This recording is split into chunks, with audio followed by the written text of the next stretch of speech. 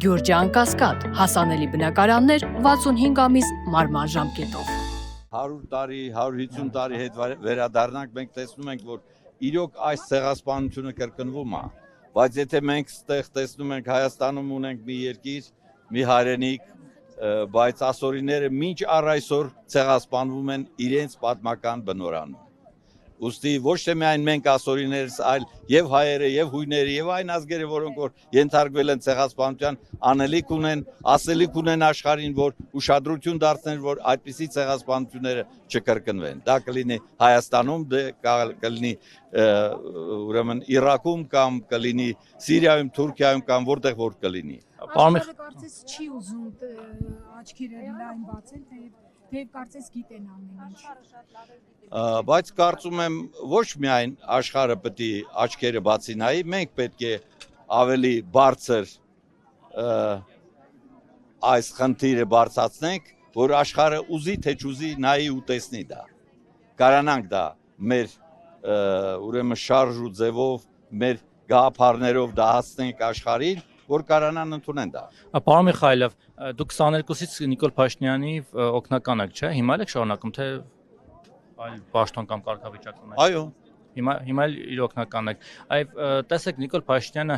վերջին շրջանի ելույթներում հայտարարում է, որ պետք է մենք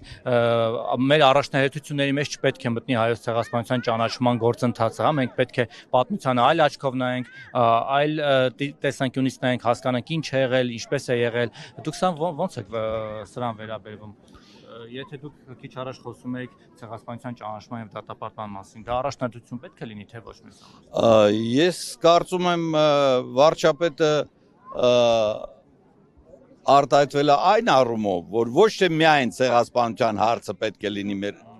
առաջի հարցերում, այլ բոլոր մեր այս խնդիրները, որ այսօր կայանում են, որ ազգներս տեսնում այս 3-4 տարվա ընթացքում ինչ է կատարվում։ Ինչ խնդիր կա, օրինակ Թուրքիայի հետ հարաբերությունների կարգավորման առումով կամ ընդհանրապես ցեղասպանության կոնտեքստում ինչ խնդիր կա ավելի կա։ Ոչ միայն թուրքերի, ամբողջ աշխարհի հետ, ինչի ես քիչ առաջ ասում, մենք մեր ձայնը միասնական պետք է բարձրացնենք, որ ողջ աշխարհը եւ Եվրոպան, Միացյալ Նահանգներից բռնած Միջին Ասիան եւ այլն լսեն մեր ձայնը, լսելի լինի ու կարանանք քայլ առ քայլ լուծել մեր խնդիրները ոչ թե կենտրոնանանք միայն ցեղասպանության խնդրի վրա, բայց մենք եթե աշխարհը չի ճանաչում, չի դատապարտում, Թուրքիան չի ընդունում իր մեղքը, որ ոչրագործություն է, ոչիր է գործել 15 թվականին, այ դրանից հետո մենք ինչպես պետք է կարողանանք այլ խնդիրներին անդրադառնալ։ Դա արդեն գիտեք, մեր միասնական մտածելու քայլեր են, որ անենք ոչ թե իրար տեսնենք ով է թույլ ով է ուժեղ դրան գցենք, այլ միասնական մի համագործակցենք եւ ասորիների հետ, եւ հույների հետ, եւ եզդիների հետ, որոնք որ իրոք ցեղասպանվել են, տեսել ենք մի 10 տարի առաջ, 5 տարի առաջ տեսանք, չէ՞։ Տեսեք, մինչև վերջերս, մինչև երևի թե 23 թվականի Արցախի վերջնական հանձնումը, Փաշինյանն էլ Թուրքիայի ցեղասպանության մասով միասնական էր մտածում ամբողջ հայ ազգի հետ, նաեւ նախորդ իշխանությունների ինչ թեզեր որ տարել են։ Ես այսօր նաեւ նայում եի նախորդ ելույթները 20 թվականին, 19 թվականին, որ դատապարտում էր, խիստ քննադատաբար էր վերաբերում այդ երևույթին։ Այ 23 թվականից հետո կարծես թե փոխվեց Փաշինյանի այսպես օրակարգը այդ հարցում։ Մենք միասնական չենք, դուք տենց եք մտածում, բայց ես այսպես չեմ մտածում, տեսել եմ ու ինչպես է վերաբերվում վարչապետը այս հարցերին, կարծում եմ իր